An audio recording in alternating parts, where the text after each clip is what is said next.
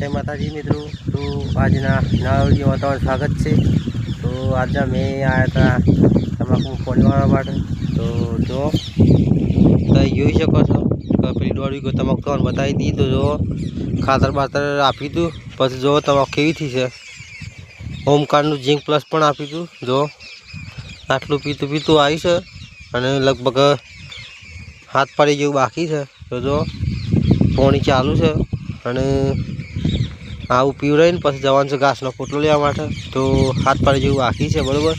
તો જો તમને એ लगभग 5मा वीडियो में बताई दूँ तमने कि मैं पानी वारता था खाता पी।